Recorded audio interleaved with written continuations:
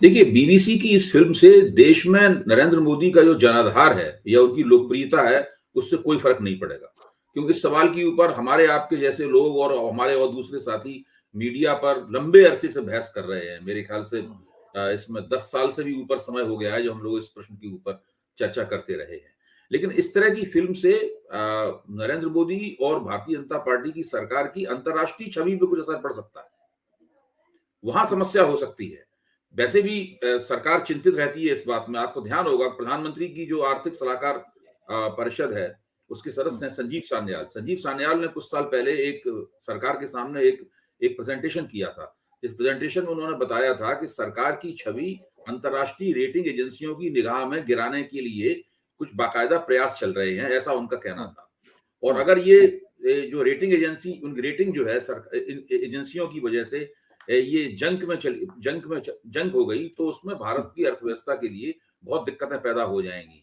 तो इस प्रकार की जो जो फिल्म बनाई है बीबीसी ने, ये फिल्म जिसको भारत में तो प्रतिबंधित किया जा सकता है और सरकार ने उसको प्रतिबंधित कर ही दिया है, लेकिन बाहर देश के बाहर तो फिल्म को देखा ही जा रहा होगा। जो भी इसको देखना चाहता होगा आसानी से उपलब्ध है और देश में भी कई जगह सोशल मीडिया के जरिए ये फिल्म देखी जा रही है। लेकिन फिर भी मैं ये मानता हूं कि भारत में भारतीय जनता पार्टी और नरेंद्र मोदी का जो जनाधार है या उनके प्रशंसकों की एक जो दुनिया है, उसके ऊपर इस फिल्म का कोई असर नहीं पड़ने वाला है। जो कुछ होगा देश के बाहर होगा और सरकार की चिंता और भाजपा समर्थकों की चिंता भी इसी वजह से है। ये बिल्कुल बीजेपी के कुछ लोगों से मेरी बातचीत हुई, उनका कहना है कि छवि को लेकर तो चिंतित हुआ जा सकता है, लेकिन जहां तक जो हमारा हिंदुत्व का जो की जो बात है, वो इससे ज्यादा कंसोलिडेट होगा। तो उनको ये लगता है कि आज भले ही लोग हमारे ऊपर कुछ टिप्पणियां करें, कुछ आलोचना करें, लेकिन अंततः इसका फायदा ही होगा, नुकसान नहीं होगा। मेरे ख्याल से जो लोग कह रहे हैं कि छवि को लेकर वो चिंतित हैं, वो भी मेरे ख्याल से सही बात नहीं बोल रहे हैं।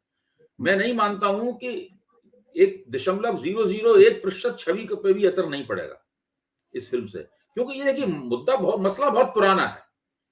अगर इस छवि को इस मसले पे चर्चा से या प्रधानमंत्री के नरेंद्र मोदी के एक विपरीत टीका टिप्पणियों से या कुछ तथ्यों को परोस देने से छवि पे असर पड़ता होता तब तक छवि पर न जाने कितना असर पड़ चुका होता।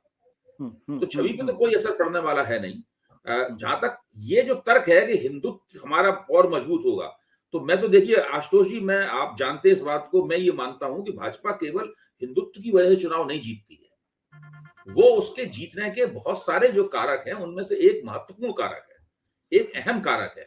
उसकी वजह से सारे देश में जो राजनीतिक विमर्श है उसको एक तरह का रुझान उसमें पैदा हुआ है और दूसरी पार्टियों के लिए एक ट्रैप तैयार हुआ है उसकी वजह से। दूसरी पार्टियां भी उस चक्कर में फंस गई हैं और उससे निकलने का रास्ता अभी तक किसी पार्टी को मिला नहीं है। लेकिन हिंदुत्व ये दो चुनावों के बीच में जो डिस्कोर्स चलता है उसमें हिंदुत्व की भूमिका ज्यादा होती है। लेकिन चुनाव जीतना हिंदुत्व के ऊपर पूरी तरीके से निर्भर नहीं है। उसमें कई जो कारण होते हैं उनमें से एक कारण होता है, मैं हमेशा कहता हूं कि जो सामाजिक शक्तियां, जो समुदाय भारतीय जनता पार्टी के साथ हैं, वो मुझे किसी भी जगह भारतीय जनता पार्टी का साथ छोड़कर हटते हुए नहीं दिखाई पड़ते हैं। जब वो हटते हुए दिखाई पड़ेंगे, जब ये हम लोगों को शक होगा, मेरे ऐसे व्यक्ति को शक होगा कि ये लोग भाजपा का साथ छोड़ सकते हैं, तब हम समीक्षा में अपनी राय उस सिलसिले में बदलेंगे। एक तर्क ये भी दिया जा रहा है कि दरअसल जो बिल्कुल नया वोटर है, जो 18 साल के बाद पहली बार वोट देने जा रहा है, जिसने नरेंद्र मोदी की एक छवि देखी है जो शायद गुजरात दंगों को उसको इतनी याद ना हो, जिसके सामने पेश किया गया कि नरेंद्र मोदी देखिए हिंदुस्तान को विश्वगुरु बना रहे हैं, नरेंद्र मोदी जो हिंदुस्तान के डेवलपमेंट की बात कर रहे हैं, नरेंद्र मोदी हिंदुस्तान की अर्थव्यवस्था को बेहतर कर रहे हैं, भारत का स्टेचर अंतर्राष्ट्रीय स्तर पर बढ़ रहा है, उसको इससे झटका लग सकता है और वो शायद अपने वोट देते समय अपने दोबारा सोचे नरेंद्र मोदी की, उसके सामने शायद नरेंद्र मोदी की छवि को खंडित हो। देखिए, आपको ध्यान होगा कि centre for the study of developing society ने 2009 का जब चुनाव परिणाम आया था उसके आंकड़ों का एक विश्लेषण किया था। मैं 2009 की बात कर रहा हूं और उससे पहले 2004 का चुनाव परिणाम था, उसका हम लोगों ने विश्लेषण किया था।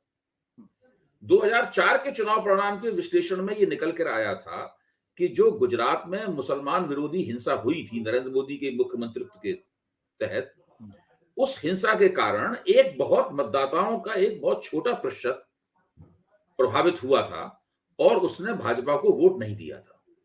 और उस बहुत छोटे प्रतिशत के वोट के कारण कुछ इस तरह का फर्क पड़ा था बारीक, जिसकी वजह से अटल बिहारी वाजपेयी की पार्टी की भाजपा सोनिया गांधी की कांग्रेस से पिछड़ गई थी और वहां पर फिर संयुक्त प्रगतिशील मोर्चे की यूपीए की सरकार बनी जो 10 साल तक चली। तो उस घटना का जो चुनावी लाभ गैर भाजपा शक्तियों को होना चाहिए था वो हो चुका है।